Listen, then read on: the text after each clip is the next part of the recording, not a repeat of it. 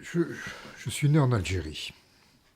Alors, si je commence comme ça, c'est pas parce que je veux sous-entendre que c'est du fait que je suis né dans un pays lointain que je suis devenu ethnologue. C'est plus compliqué, mais il se trouve que c'est comme ça. Je suis né en Algérie, et d'ailleurs, pour moi, c'était pas un pays lointain, c'était chez moi. Et à l'époque où j'y suis né, comme on disait dans l'aveuglement de l'époque, l'Algérie, c'est la France. Bon. Je l'ai quitté en 1962, comme la plupart de ceux qu'on appelait les pieds noirs, hein, les Français qui vivaient en Algérie au moment de l'indépendance. J'avais 12 ans, et plus tard, à l'époque, je ne pouvais pas me dire ce genre de choses, mais plus tard, et assez vite, 2, 3, 4 ans plus tard, je me suis aperçu que j'avais passé 12 ans dans un pays, bon, j'étais enfant, mais j'avais passé 12 ans dans un pays dont je ne savais rien. Et assez vite m'est venue l'envie d'en connaître plus sur ce pays. C'était pas du tout, d'ailleurs, je savais pas que l'ethnologie existait, bon, pas du tout que c'est pas ça du tout le début de ma vocation d'ethnologue, mais en tout cas, j'ai eu longtemps ça. J'ai le sentiment que j'avais manqué quelque chose. J'avais vécu dans un pays qui était tout compte fait intéressant et je n'en avais rien vu. Et la première manifestation, enfin la première façon dont j'ai exploité ce regret, cette envie, ça a été de m'intéresser à ce qu'on appelait à l'époque l'autogestion algérienne. Alors l'Algérie faisait partie de ces pays sur lesquels on fondait beaucoup d'espoir, hein, sur lesquels bon, j'étais un jeune homme plutôt de gauche avec la naïveté qui va avec. Donc l'Algérie, bon, l'Union soviétique c'était un peu bon, un peu trop compromis, bon, mais il y avait l'Algérie à cause de l'autogestion. On parlait de l'autogestion algérienne. Et de fait, ce qui s'était passé à l'indépendance, c'est que un certain nombre de grandes propriétés possédées par des colons. Il n'y avait pas que des grandes propriétés, hein, mais les grandes propriétés se sont trouvées vacantes. Et les ouvriers agricoles, ben, s'en sont rendus maîtres et ont commencé à les organiser. Ça a été le début de ce qu'on a appelé l'autogestion algérienne, qui était une affaire sociologiquement intéressante. Alors très vite, le régime, bon, on dira, cadré tout ça, bon, mais il en restait quelque chose, et alors un peu plus tard, ça c'est quand même en 1971, là j'étais un jeune adulte, mais dans l'école d'ingénieur où je faisais mes études, j'en parlerai plus tard de ces études, dans l'école d'ingénieur où je faisais mes études, on était censé finir ces études par un mémoire. Et j'avais proposé de faire un mémoire sur l'autogestion algérienne, donc un mémoire plutôt d'économie, puisqu'il y avait aussi un département d'économie dans cette école. Et je suis allé passer quelques semaines dans une ferme autogérée à Batna. Batna, qui était une ville, le nom était important, c'est la ville, enfin c'est près de Batna qu'ont été perpétrés les premiers attentats, le 1er novembre 1954, qui ont marqué le début de l'insurrection algérienne.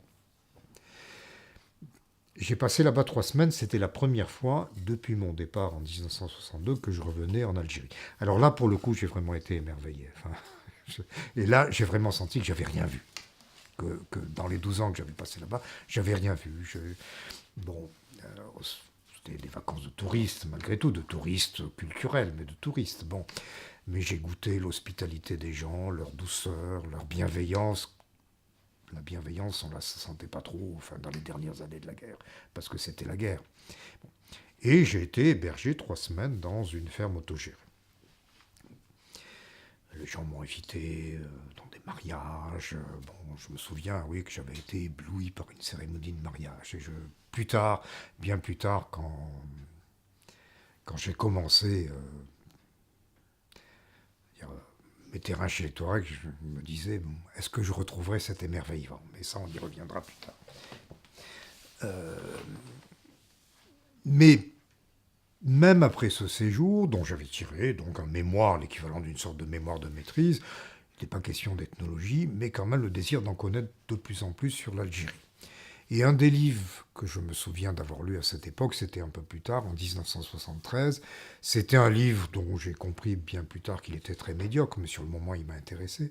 C'était un livre de Félix Émile Gautier, ou Émile Félix Gautier, un historien de la période coloniale, très condescendant vis-à-vis de son sujet. C'était le passé de l'Afrique du Nord. Très condescendant vis-à-vis de son sujet, mais tout de même, et ça j'avais retenu, ça m'a vu frapper, il disait beaucoup de bien du grand historien arabe Ibn Khaldoun, qui est l'auteur de l'histoire des Berbères que j'ai eu à étudier plus tard.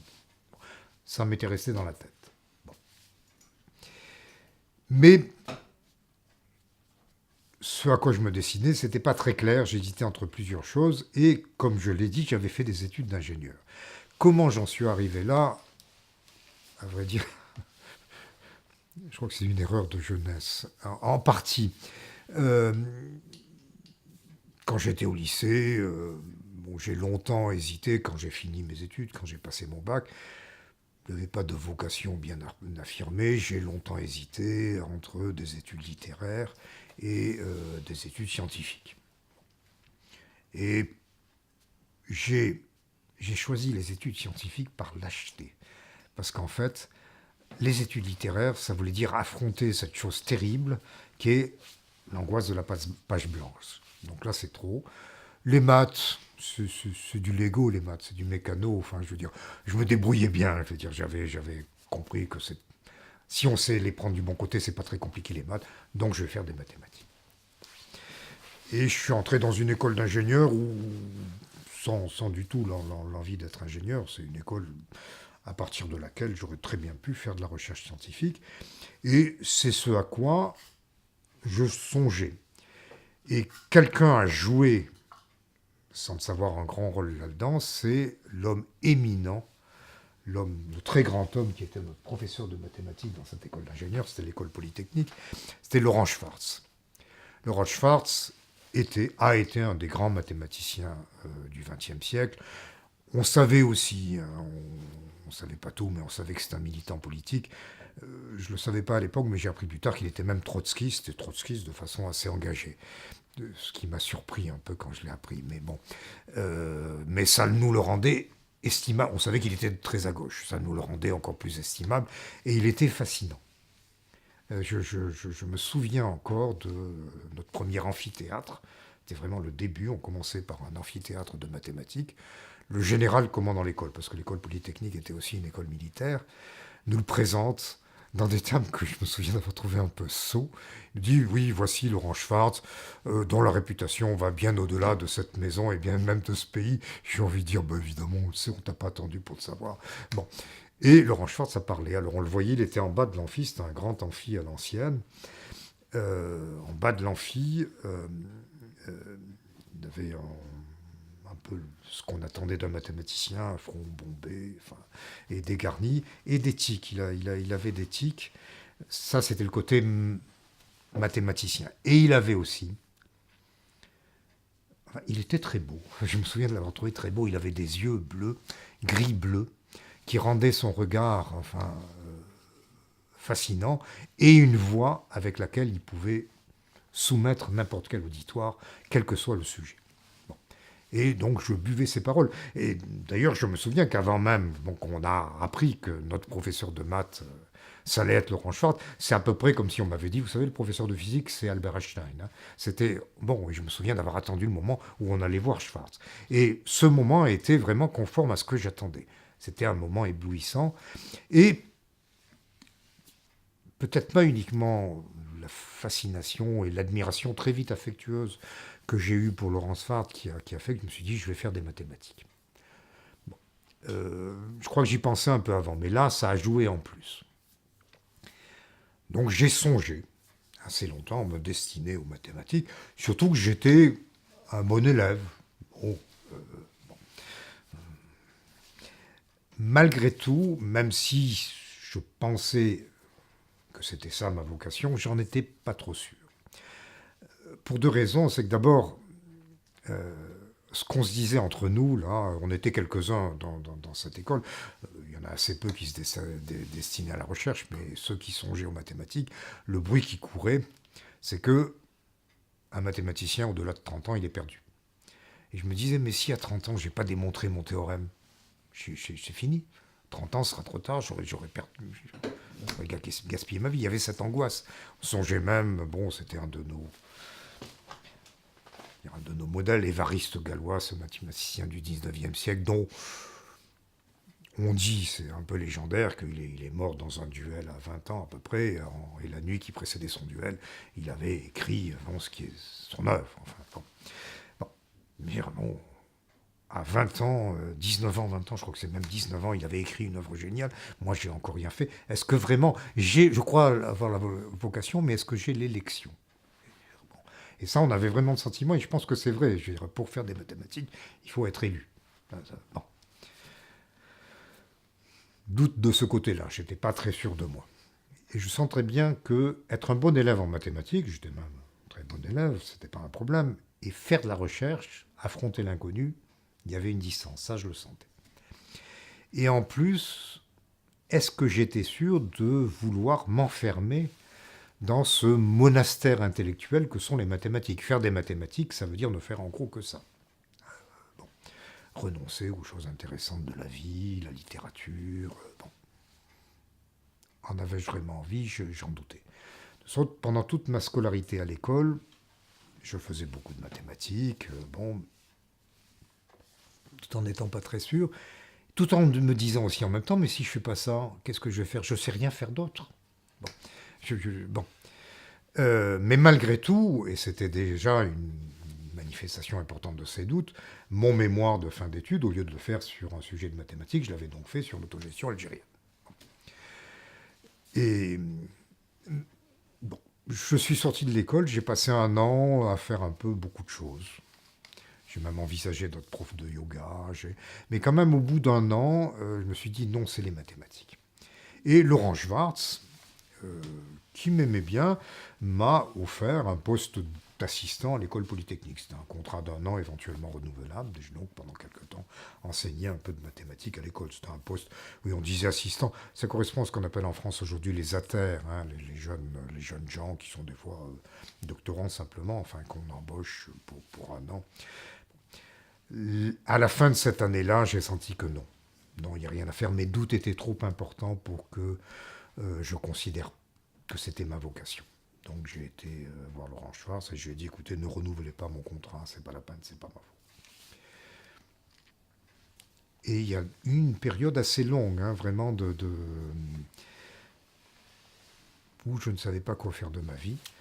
Et j'ai un peu tâté de tout. J'ai envisagé d'être professeur de yoga, j'ai aussi envisagé l'économie, la philosophie. J'avais commencé à suivre un enseignement sur Heidegger et Kierkegaard à la fac. Bon, j'étais fasciné par Kierkegaard. Je veux dire, j'ai lu Kierkegaard à un âge où je crois que j'aurais mieux fait d'apprendre à faire du patin à roulette ou de la clarinette. Je veux dire, ça m'a... C'était... Bon, c'était pas tout à fait ce qui correspondait à mon état d'esprit. Ça a accentué des tendances que j'avais à l'époque qui étaient trop affirmées, hein, l'hypocondrie. Bon. Et est venu quelque chose, une idée, et j'ai cru pendant quelque temps que ça serait ma voie. J'ai fait de la poterie. Alors il faut, ça c'est, la poterie c'est 74. Ça, c'est les années qui, en France, suivaient mai 68, qui, pour ma génération, étaient des années à la fois de grande ouverture, tout était possible, et de grande incertitude. Quoi, hein, que pourrait être notre vie? Et donc, faire de la poterie, c'était pas si absurde. Je veux dire, faire de la poterie quand on est polytechnicien, dans ces années-là, ça pouvait se faire. Oui, c'était une configuration envisageable. Comme j'avais tendance à me lancer dans ce que je faisais avec énergie, assez vite, j'ai su tourner des pots et je trouvais ça merveilleux. Enfin, tourner, c'est bon. On fait vraiment, on prend avec ses mains, on fait monter le pot comme ça, je trouvais ça fascinant. Bon. Et on m'avait dit, tu sais, pour être un bon tourneur, c'est 15 ans. Hein. J'ai dit, mais c'est bien, 15 ans, voilà, j'ai un but dans la vie, 15 ans. Voilà, c'est clair. Ça ne sera pas la maths, ça sera la poterie. Et c'était, j'avais été engagé comme apprenti chez une céramiste, un endroit qui s'appelait Ferrières en Gâtinais. C'est un peu au nord de Montargis. Et j'en ai de très beaux souvenirs, enfin, notamment là, ce qui était, d'abord on tournait des pots, Et puis, il fallait les faire cuire. Et ça, la cuisson, c'est toute une aventure. Ça dure, c'est très long, hein. Il faut faire monter la température. Donc, on est là, il y a quelqu'un qui est de veille, qui suit le four, hein. Puis après, il faut que ça redescende avant qu'on puisse rouvrir le four. Et j'aimais beaucoup passer ma nuit sur un lit de camp à côté du four. Bon, à suivre les pots, puis après ouvrir les pots et voir ce que ça avait donné. Parce que des fois, ça marche pas. Bon. Euh, et puis, j'ai pas pu rester comme apprenti dans cette poterie. Je suis revenu à Paris où j'étais engagé dans une autre poterie. Il y en avait pas mal à l'époque. Ça c'était vraiment les années post-68 Ardes.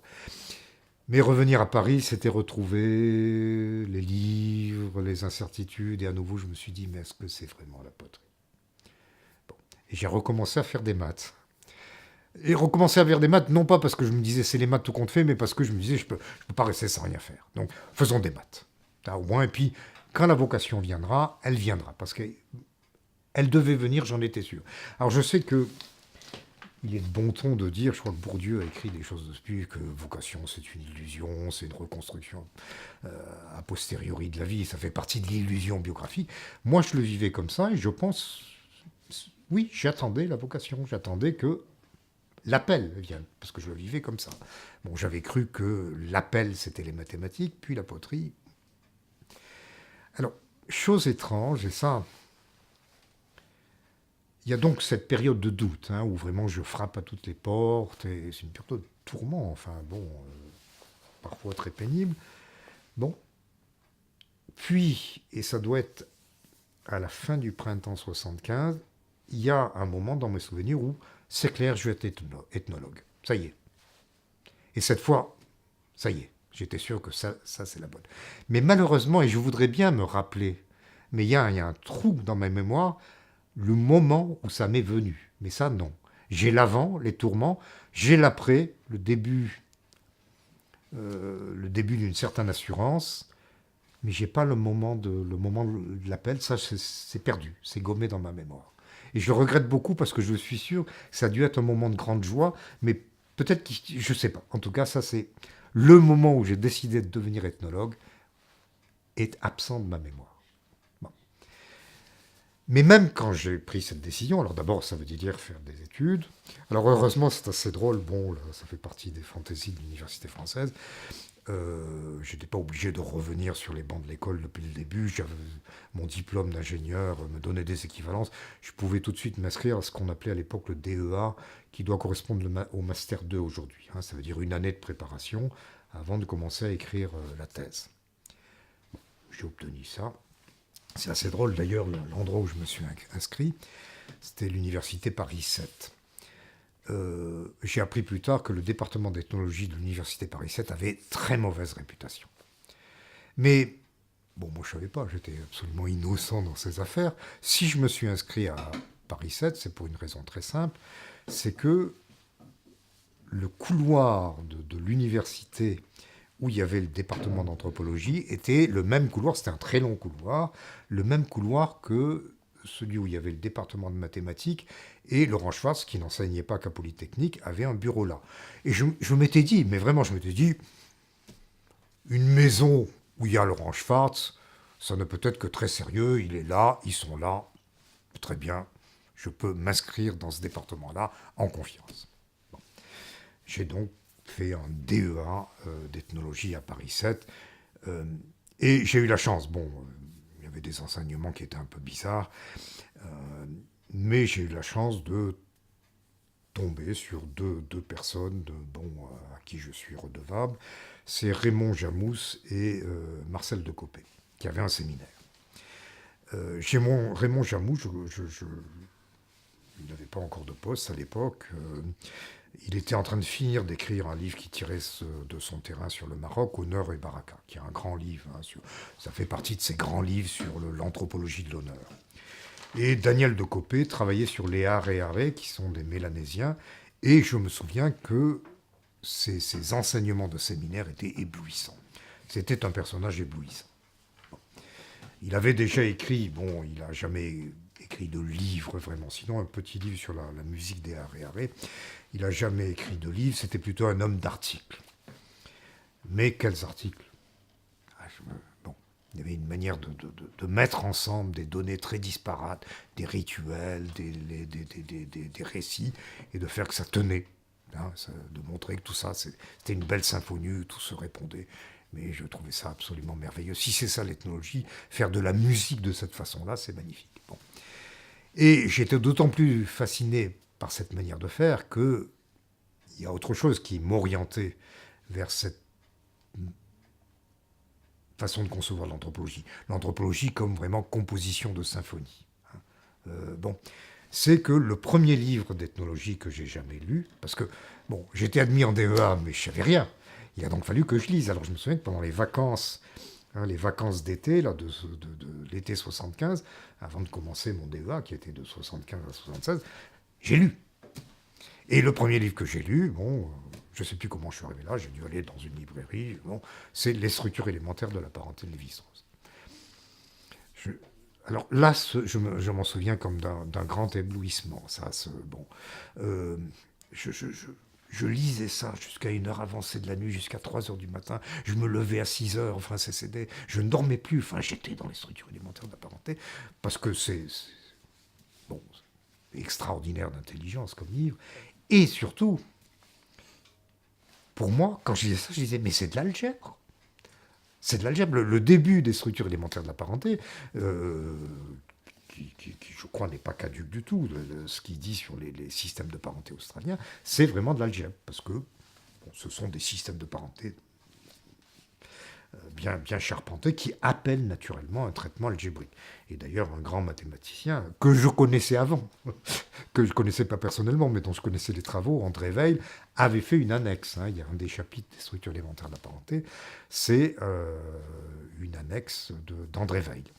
Il me dit, mais ça va? Si c'est ça l'ethnologie, je sais faire. Bon, c'est ce que j'ai appris à l'école, je sais faire. Donc il n'y a pas de problème. C'est encore une preuve que c'est ma vocation. Là, y a pas... bon. Mais il y avait un terrain. Parce qu'il y avait, bon.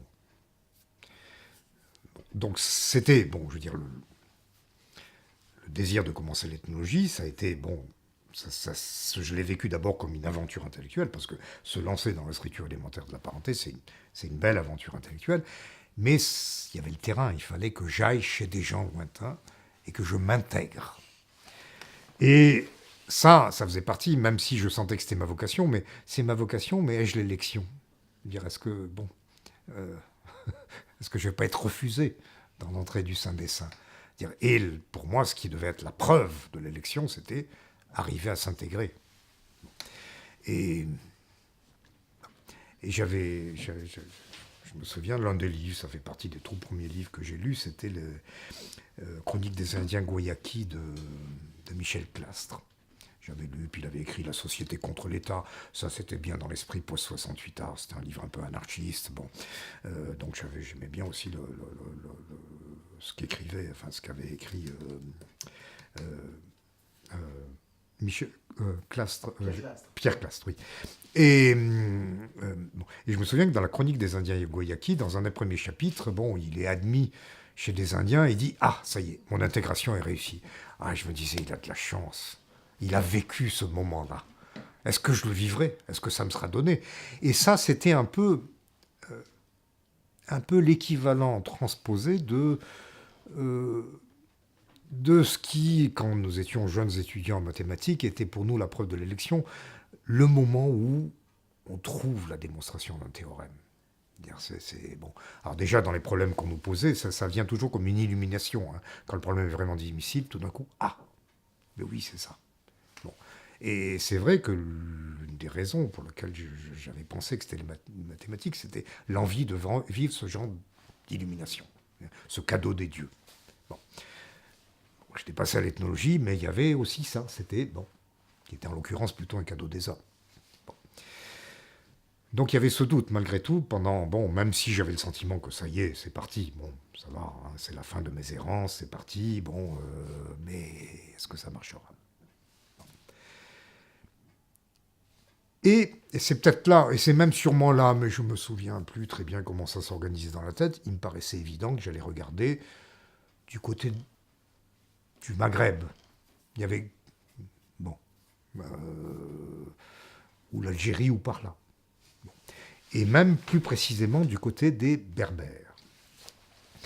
Et ça, je pense, hein, alors est-ce que c'est pas quelque chose que je reconstruis après à partir de tout ce que j'ai lu sur la façon dont les Français, pendant la période coloniale, voyaient les Berbères, mais on savait qu'on était en Algérie, qu'on était pieds noirs, donc Français d'Algérie, il y avait les Arabes, puis il y avait les Berbères, et nous, bon. Alors au nord de l'Algérie, c'était les Kabyles qui avaient et qui ont toujours une assez forte identité culturelle, qui tiennent à leur langue, bon.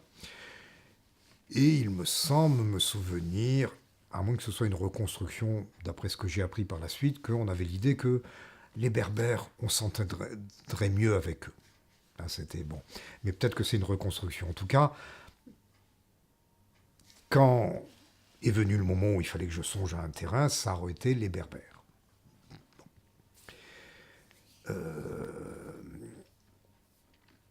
Mais j'ai un peu procédé par élimination. Quand même, la situation politique des Kabyles, donc les Berbères du Nord, en Algérie, était compliquée. Faire un terrain là-bas, ça risquait d'être difficile avec les autorités, donc ça serait plutôt plus au sud. Donc les Touaregs. Mais quand j'étais en Algérie, donc jusqu'à l'âge de 12 ans, on savait qu'il y avait très au sud des gens qui s'appelaient les Touaregs. Bon, on les connaissait entre autres parce que c'est eux qui avaient tué le père de Foucault. Ça faisait partie de la configuration familiale. J'avais une tante, elle est toujours vivante, qui était petite sœur de Jésus, qui appartenait à un des ordres qui se réclament du père de Foucault. Donc, on nous parlait du père de Foucault, bon, qui avait vécu au milieu des Touaregs et que bon, il avait été tué. Donc bon, il y avait donc ces Touaregs. Qu'est-ce qu'étaient les Touaregs? On ne savait pas plus. Bon. Et c'est plus tard, c'est au cours de mon séjour là, de ce séjour en Algérie là, dans ma ferme autogérée, où on était quand même déjà très au sud, très au nord par rapport aux Touaregs, mais très au sud par rapport aux régions où j'avais habité.